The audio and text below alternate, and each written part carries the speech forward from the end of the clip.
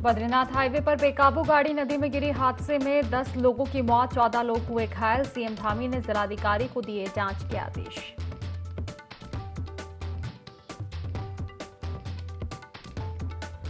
केंद्रीय गृह मंत्री अमित शाह ने सड़क हादसे पर जताया दुख। सोशल मीडिया पर गृह मंत्री अमित शाह ने अपनी संवेदना की प्रकट, लिखा घायलों को हर संभव सहायता कराई जा रही उपलब्ध।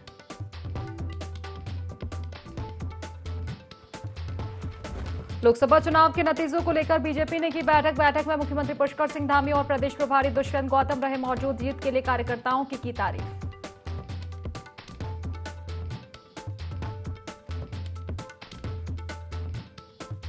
सत्रह जून तक गर्मी से नहीं मिलेगी राहत। मैदानी इलाकों में पारा 40 डिग्री के पार, पहाड़ी इलाकों में भी सामान्य से 5 डिग्री ऊपर तापमान।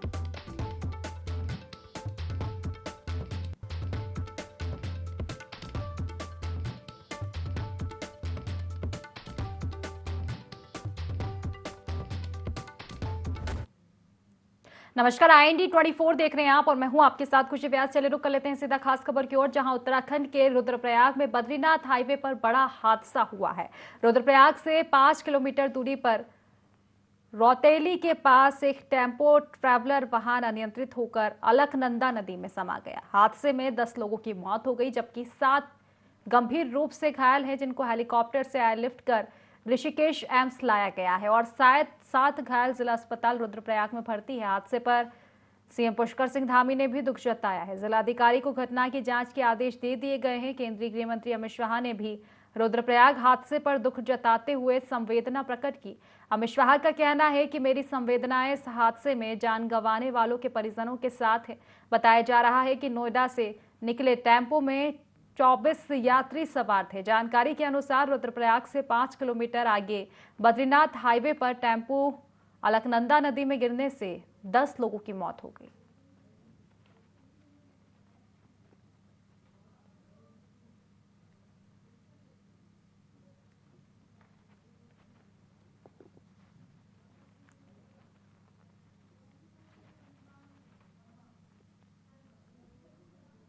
उत्तराखंड में तापमान बढ़ने के साथ ही वनाग्नि की घटनाएं भी बढ़ रही है। अपर प्रमुख वन संरक्षक निशांत वर्मा ने बताया कि 10 जून से वनाग्नि की घटनाओं में वृद्धि हुई है। पिछले 24 घंटे तक प्रदेश भर में वनाग्नि की 1213 घटनाएं हुई हैं।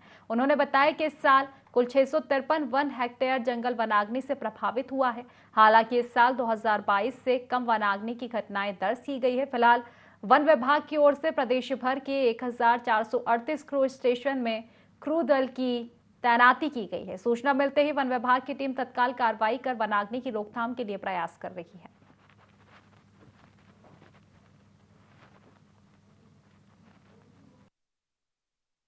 हमारा स्टेटस है, कल तक का जो स्टेटस था तो उससे 1213 घटनाएं अभी इस वर्ष हुई हैं वनाग्नि सत्र में, जिसमें कि लगभग 653 हेक्टेयर वन क्षेत्र जो है प्रभावित। तो खबर देहरादून से है, जहां पर्यटन मंत्री सतपाल महाराज की अध्यक्षता में उत्तराखंड पर्यटन विकास परिषद गढ़ी कैंट में बैठक का आयोजन किया गया। बैठक में वेडिंग डेस्टिनेशन टिहरी झील निर्माण कार्य समेत गंगोत्री यमुनोत्री के मास्टर प्लान के संबंध में चर्चा की गई।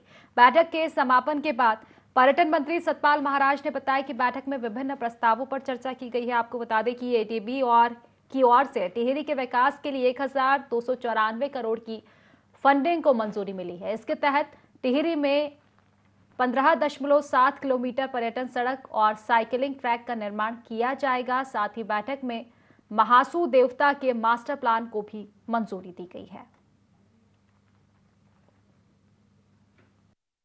सारी योजनाओं की जो है यहाँ पर जो है बैठक हुई है और इसमें एक्सटर्नल एडिड प्रोजेक्ट्स जो टिहरी लेक के हैं, जनपद टिहरी के विकास हेतु एशियाई विकास बैंक ADB के द्वारा जो है 1294 करोड़ मात्र की फंडिंग की मंजूरी जो है दे दी गई है, जिसके अंतर्गत कोटी कॉलोनी में डोबरा चांटी ब्रिज तथा 15.7 किलोमीटर लंबी पर्यटन सड़क, जिसमें समर्पित साइकिलिंग ट्रैक, व्यू पॉइंट, समर्पित होकर क्षेत्र तथा कोटी कॉलोनी से तिवार गांव तक 450 मीटर लंबा ग्लास बॉटम पैदल यात्री सस्पेंशन ब्रिज आदि का जो है निर्माण होना। उसमें इसके साथ साथ महाशू देवता मास्टर प्लान, जिसके अंतर्गत 2 चरणों में 61 करोड़ मात्र 50 करोड़ रुपए ये पहला फेज होगा। उसके बाद जो है बाकी पैसा जो है उसके कार्य प्रस्तावित किए गए हैं।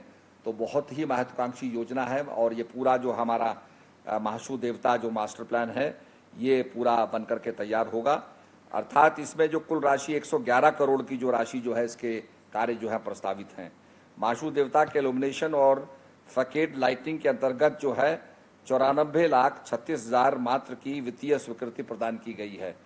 टिमरसेन महादेव के लिए मास्टर प्लान बनाया गया है।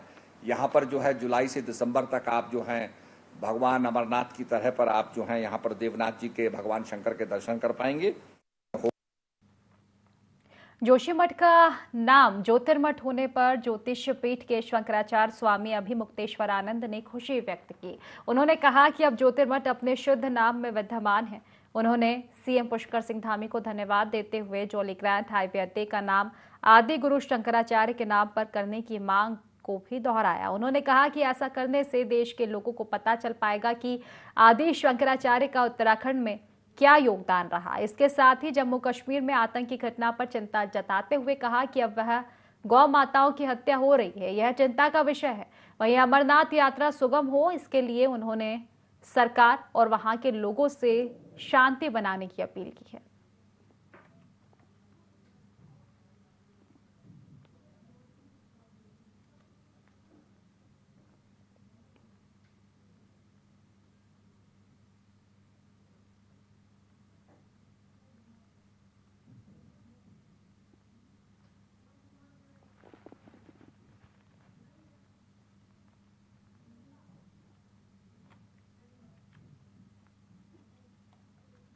भारत स्काउट्स गाइड का एक दल राजाजी टाइगर रिजर्व के दौरे पर पहुंचा हुआ है। दल में आए 13 राज्यों के 192 स्कूली छात्र वन्य जीव और जैव विविधता के बारे में जानकारी हासिल कर रहे हैं। स्कूली छात्रों ने रायवाला से मोतीचूर तक पर्यावरण जागरूकता के लिए पैदल मार्च निकाला। पार्क प्रशासन के अधिकारी भी दूसरे राज्यों से आए स्काउट गाइड्स को पार्क और वन्य जीवों के बारे में जानकारी दे रहे हैं। छात्र छात्राओं का कहना है कि लोगों को पर्यावरण के प्रति जागरूक रहना चाहिए। लोग सिर्फ पेड़ लगाने तक सीमित ना रहें बल्कि लगाए गए पेड़ों की देखभाल भी जरूर करें।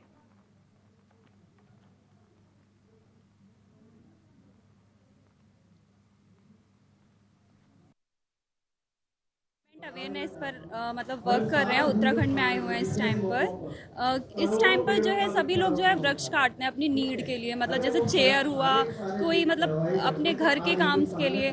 बट उन्हें ये समझना चाहिए कि जितना वो काट रहे हैं उससे कम से कम डबल नहीं तो उसके बराबर तो वो लगा सके। अगर वो 1 पेड़ काट रहे हैं तो 2 पेड़ लगाएं, जिससे कि वह आगे की जनरेशन को फायदा दे। लीलाबेरी ट्रेनिंग सेंटर रायवाला में भारतीय स्काउट एंड गाइड का है।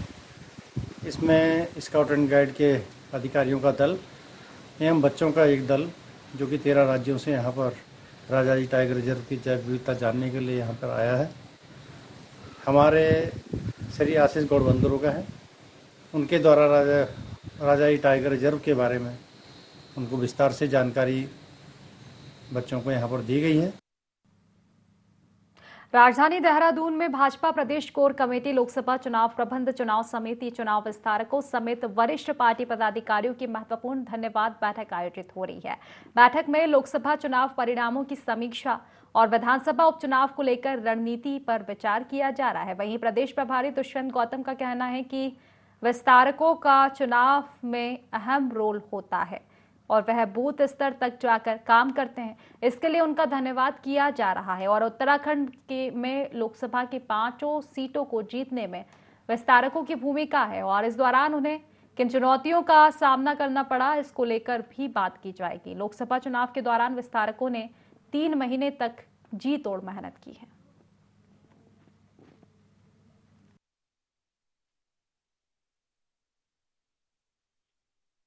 चुनाव में हमारी 70 विधानसभाओं में विस्तारक काम कर रहे थे और 5 लोकसभा स्तर पर 5 लोकसभा विस्तारक भी थे और हमारे विस्तारकों ने 3 महीने से अधिक समय तक बहुत जी तोड़ मेहनत की है लोकसभा चुनाव को जिताने के लिए। एक एक बूथ पर हमारी टीम कैसे सक्रिय हो, शक्ति केंद्र स्तर पर कैसे हमारी टीम मजबूत हो, इसका काम हमारे विस्तारकों ने किया है। मैं समझता हूँ कि जीत में बड़ी भूमिका हमारे विस्तारकों की रही है। तो आज चुनाव में हमने प्रचंड बहुमत से 5 सीटें जीती हैं। आज हम लोग एक समीक्षा और उनके क्या क्या अनुभव रहे हैं, क्या क्या हमको और सुधार करने की आवश्यकता है, इस पर एक समीक्षा बैठक हमारे विस्तारकों के साथ में है। विस्तारकों का चुनाव में बहुत बड़ा रोल होता है, वो बाकायदा बूथ स्तर तक जाकर काम करते हैं। आज उन सबका धन्यवाद करना है। 5 सीट जिताने में उनकी भूमिका है। साथ बात भी करेंगे क्या क्या चुनौतियां थी, उस चुनौतियों का कैसे निदान किया और बाद में और कैसे गति से बढ़ा जा सकता है, ये सब चर्चा होगी। हम प्रचंड बहुमत से जीते हैं, लेकिन जीत ही हमारा लक्ष्य नहीं है, आगे भी बढ़ना होता है, चलना होता है, तो सारी चीज चर्चा होंगी और आगे किस प्रकार संगठन को मजबूत किया जा सकता है। सितारगंज कोतवाली में प्रभारी निरीक्षक भूपेंद्र सिंह ब्रिजवाल के नेतृत्व में आगामी ईद को शांतिपूर्ण संपन्न कराने को लेकर बैठक की गई। बैठक में समस्त विभाग मौजूद रहे। इस दौरान मुस्लिम समाज के लोगों ने प्रशासन के सामने अपनी समस्याएं रखी। वहीं समस्याओं को सुनते हुए पुलिस प्रशासन के मौजूदा अधिकारियों ने मुस्लिम समाज को आश्वासन दिया कि जल्द ही उनकी समस्याओं का समाधान किया जाएगा।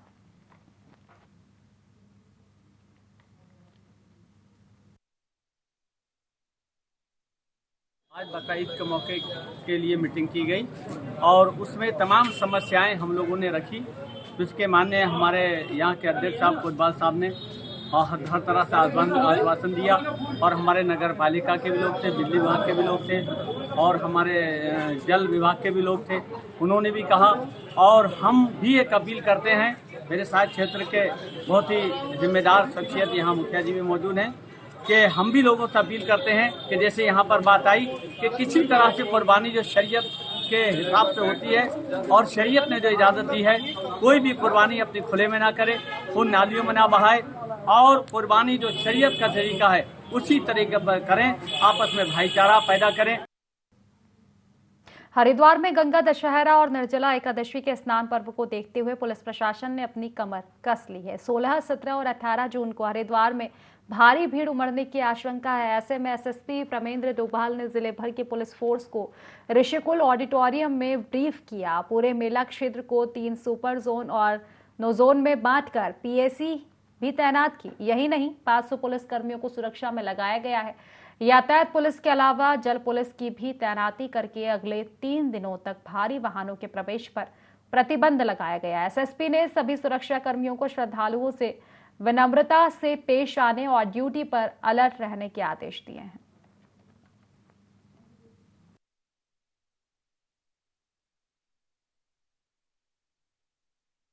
16 तारीख को हमारा गंगा दशहरा का स्नान है, साथ में फिर वीकेंड है और इसी बीच हमारा 18 तारीख को निर्जला एकादशी का भी स्नान है। तो एक ये 16 से 18 करीब हमारा 4 दिन काफ़ी बड़े स्तर पर स्नान के साथ साथ जो भीड़ मैनेजमेंट है, वो भी जो हमारा क्राउड मैनेजमेंट है, उसकी एक चुनौती हमारे सामने है, जिसको ध्यान में रखते हुए संपूर्ण मेला क्षेत्र को हम लोगों ने 3 सुपर जोनों में और 9 जोनों में डिवाइड किया है, जिसमें एडिशनल एसपी स्तर के और जोन में डिप्टी एसपी स्तर के अधिकारी लगाए गए हैं। देश के सीमांत पर्यटन गांव माढ़ा में भगवान बद्रीनाथ के क्षेत्र रक्षक श्री घंटाकर्ण जी की 3 दिवसीय ज्येष्ठ माह की पूजा शुरू हो गई है। भगवान बद्री विशाल के क्षेत्र रक्षक कहलाने वाले महावीर श्री घंटाकर्ण जी के सीमांत ग्राम माढ़ा ग्राम स्थित प्रसिद्ध मंदिर के कपाट ज्येष्ठ संक्रांति को सुबह 11 बजे खोले गए। इस अवसर पर मंदिर को भव्य रूप से सजाया गया। कपाट खुलने के समय हजारों श्रद्धालुगण मौजूद रहे। जय माड़ा घनियाल के उद्घोष से महिलाओं और पुरुषों ने परंपरागत झुमेलों, चांचड़ी नृत्य के साथ भजन भी गाए।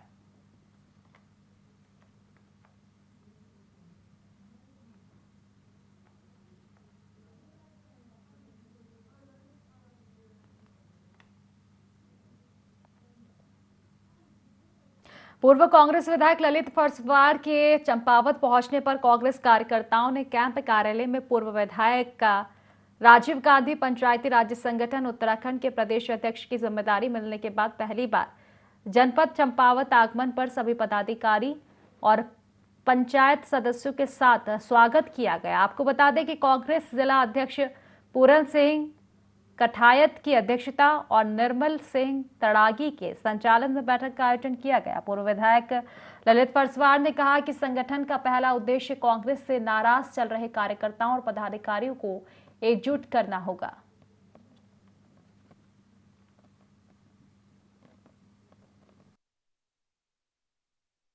उत्तराखंड पंचायती राज संगठन जो है लगातार जनपद के भ्रमण पर है।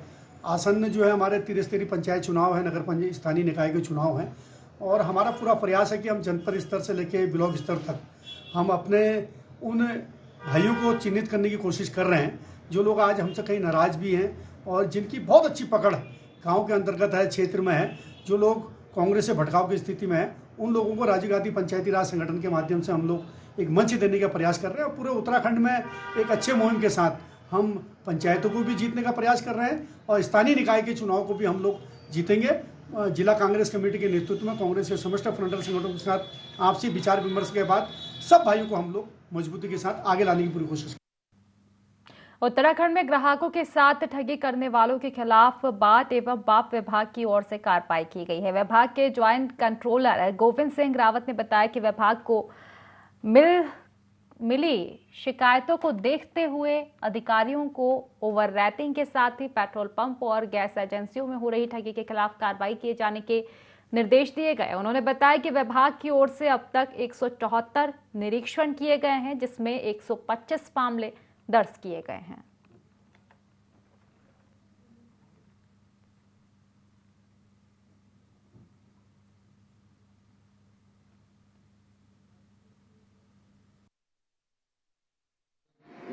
विभाग द्वारा विशेष इनको निर्देशित किया गया है कि petrol pump, gas agency, over rating, इस पर विशेष ध्यान दिया जाए जिसमें व्यापारी वो ग्राहक मुख्यतः ठगी का शिकार होता है। तो इसमें हमारे इंस्पेक्टरों द्वारा वो 174 निरीक्षण किए गए हैं, जिसमें अभी तक 125 मामले दर्ज किए गए। उत्तराखंड में 5 लोकसभा सीट हारने के बाद उत्तराखंड के कांग्रेस मुखिया ने इशारों में पार्टी की हार का सारा श्रेय हाईकमान पर डाल दिया। तो दूसरी ओर कांग्रेस के एक कद्दावर नेता ने उत्तराखंड को राजनीतिक प्रयोगशाला का खिताब देते हुए जनता पर तीखे तंज कसे हैं। क्या है पूरा मामला, देखिए रिपोर्ट। लोकसभा चुनाव में उत्तराखंड की 5 सीटों पर कांग्रेस को करारी हार मिली है। इस पराजय के बाद कांग्रेस में भारी उथल पुथल है। कांग्रेस अपनी हार पर मंथन भी कर रही है। उत्तराखंड में 5 लोकसभा सीट हारने के बाद प्रदेश कांग्रेस अध्यक्ष करण माहारा और कांग्रेस के उत्तराखंड में विधानसभा में नेता प्रतिपक्ष यशपाल आर्य अपनी गलती को मानने के लिए तैयार ही नहीं है। प्रदेश कांग्रेस ने जहां हार का कारण कांग्रेस का हाईकमान को माना है और टिकट वितरण में चूक भी बताई है। इसमें कहीं ना कहीं मैं भी दोषी हूं, हम सब दोषी हैं, क्योंकि मैं एक चीज जरूर कहूंगा कि टिकट के लिए मैं पहले दिन से आप लोगों से जो कह रहा था वो नहीं हुआ। मैं चाहता था पार्टी के सीनियर्स टिकट लड़ाई लड़े। हम चाह रहे थे यशपाल आर्य जी भी चुनाव लड़े, हम चाह रहे थे हरीश रावत भी चुनाव लड़े, प्रीतम सिंह भी चुनाव लड़े, जो नहीं हो पाया। और जनता ने भी, मुझे समझ में नहीं आता, अंकिता जैसा कांड हुआ, अग्निवीर योजना से नुकसान था, 8080 भर्ती घोटाला, पटवारी पेपर लीक जैसी चीज़ें हुई, लेकिन उसके बाद भी हम उस चीज़ को अपने पक्ष में नहीं कर पाए। उस चीज़ का मुझे अफसोस है। उत्तराखंड में आयरन लेडी कही जाने वाली दिग्गज कांग्रेसी नेत्री स्वर्गीय इंदिरा हृदयेश की 3री पुण्यतिथि पर उन्हें श्रद्धा सुमन अर्पित करने पहुंचे कांग्रेस के नेता प्रतिपक्ष यशपाल आर्य ने उत्तराखंड की जनता पर तीखे तंज कसते हुए कहा कि जनता ने महंगाई, भ्रष्टाचार, बेरोजगारी और अंकिता हत्याकांड जैसे मामलों से ऊपर उठकर भाजपा का साथ दिया है। उत्तराखंड अब राजनीतिक प्रयोगशाला बनकर रह चुका है। साफ तौर से मैं कहना चाहता हूं कि उत्तराखंड एक प्रयोगशाला बन चुकी है और जो यहाँ के प्रमुख, आज हमारा नौजवान हताश है, निराश है, रोजगार के लिए भटक रहा है, पलायन हो रहा है, किसानों की आय दुगनी करने का जो सपना सब्ज बाग दिखाए थे आज वो पूरे नहीं हुए हैं। महंगाई चरम सीमा पर है, बिजली के दाम अभी बढ़े हैं और जनता शायद इन मुद्दों से ऊपर उठकर उन्होंने भारतीय जनता पार्टी को के पक्ष में मतदान किया है। ये दुखद है। उत्तराखंड के कांग्रेस पदाधिकारी जहां अपनी कांग्रेस की हार का ठीकरा हाईकमान पर डाल रहे हैं, तो वहीं संगठन की गुटबाजी भी सामने आ रही है। उत्तराखंड की 2 विधानसभा बद्रीनाथ और बंगलौर सीट पर उपचुनाव होना है। कांग्रेस से अभी तक प्रत्याशी मैदान में नहीं उतारे गए हैं। अब देखना यह है कि कांग्रेस के पराजय का काफिला रुकता है, यह सतत जारी रहता है। IND24 के लिए संवाददाता अजहर मलिक की रिपोर्ट। उत्तराखंड की 2 विधानसभाओं बद्रीनाथ और मंगलौर में उपचुनाव होने हैं। इसके लिए भाजपा ने प्रत्याशियों के नाम की घोषणा कर दी है। वहीं कांग्रेस ने दोनों सीटों पर पर्यवेक्षकों की नियुक्ति भी कर दी है। बद्रीनाथ सीट से पूर्व विधायक राजेंद्र सिंह भंडारी और मंगलौर से करतार सिंह भड़ाना को प्रत्याशी बनाया गया है। कांग्रेस में अभी प्रत्याशियों को लेकर मंथन चल रहा है। देखिए रिपोर्ट। उत्तराखंड में मंगलौर और बद्रीनाथ सीट पर होने वाले विधानसभा उपचुनाव के लिए 10 जुलाई को मतदान होना है और 13 जुलाई को काउंटिंग होनी है।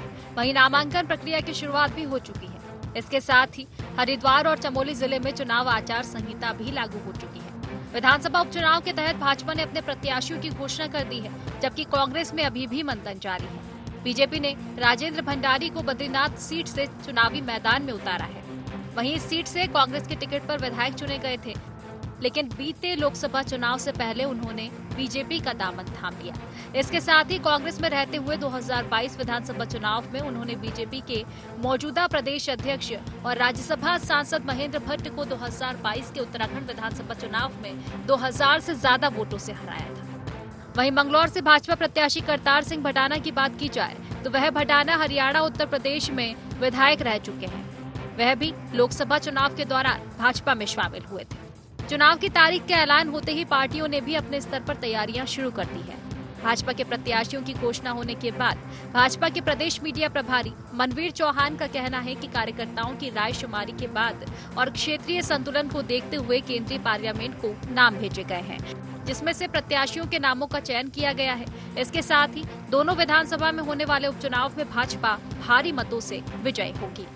पार्टी ने अपने कार्यकर्ताओं की रायशुमारी और हमारे वरिष्ठ जो भारतीय जनता पार्टी के पदाधिकारी हैं उस क्षेत्र में, और वहां पर क्षेत्रीय संतुलन की रायशुमारी करते हुए जो नाम 3 नामों का पैनल केंद्रीय पार्लियामेंट्री बोर्ड को भेजा था प्रदेश पार्लियामेंट्री बोर्ड के द्वारा, उन नामों में से हमारे बद्रीनाथ के लिए आदरणीय राजेंद्र भंडारी जी को और मंगलौर विधानसभा के लिए करतार सिंह भड़ाना जी को प्रत्याशी घोषित किया है। और निश्चित रूप से बहुत ही मजबूत कंडे भारतीय जनता पार्टी के द्वारा घोषित किए गए हैं और दोनों सीटों को हम प्रचंड बहुमत के साथ जीतेंगे। जहां एक और भाजपा अपने प्रत्याशियों को चुनावी मैदान में उतार चुकी है, तो वहीं कांग्रेस में भी अभी भी प्रत्याशियों को लेकर मंथन चल रहा है। कांग्रेस ने अपने पर्यवेक्षक नियुक्त कर दिए हैं, लेकिन प्रत्याशियों के नाम का अभी इंतजार करना होगा। कांग्रेस प्रदेश प्रवक्ता शेषपाल सिंह बिष्ट का कहना है कि भाजपा ने बद्रीनाथ विधानसभा सीट पर ऐसे प्रत्याशी को उतारा है जिसने अपनी ही पार्टी को पीठ पर छुरा घोंपने का काम किया और बद्रीनाथ की जनता के जनादेश का अपमान किया है। वहीं शेषपाल बिष्ट ने भाजपा पर मंगलौर से पैराशूट प्रत्याशी उतारने का आरोप लगाया है। देखिए, बद्रीनाथ सीट पर जिस तरीके से भाजपा ने एक ऐसे प्रत्याशी को मैदान में उतारा है जिसने जो है अपनी ही पार्टी की पीठ में छुरा भोंक करके भाजपा का दामन थामा था और बद्रीनाथ की जनता के जनादेश का भी अपमान किया था, तो निश्चित तौर पर भाजपा का ये दांव भाजपा के लिए ही उल्टा पड़ेगा, क्योंकि बद्रीनाथ की जनता अपने जनादेश का अपमान करने वाले से बदला लेना चाहती है। उत्तराखंड में उपचुनाव की तारीखों के ऐलान के साथ ही यह भी तय हो गया था कि चुनावी मुकाबला भाजपा और कांग्रेस के बीच में ही देखने को मिलेगा, लेकिन भाजपा ने जिस तरीके से इंपोर्ट किए हुए प्रत्याशी को चुनावी मैदान में उतारने का काम किया है, उससे यह चुनाव दिलचस्प हो गया है। बद्रीनाथ में भाजपा और कांग्रेस का मुकाबला होगा। मंगलौर सीट पर बसपा ने भी अपना प्रत्याशी मैदान में उतारा है। अब देखना होगा कि कांग्रेस भाजपा के सामने कितने मजबूत प्रत्याशी मैदान में उतार पाती है। देहरादून से IND24 के लिए विनय सूद की रिपोर्ट। तो फिलहाल इस बुलेटिन में बस इतना ही। आप बने रहिए IND24 के साथ। नमस्कार।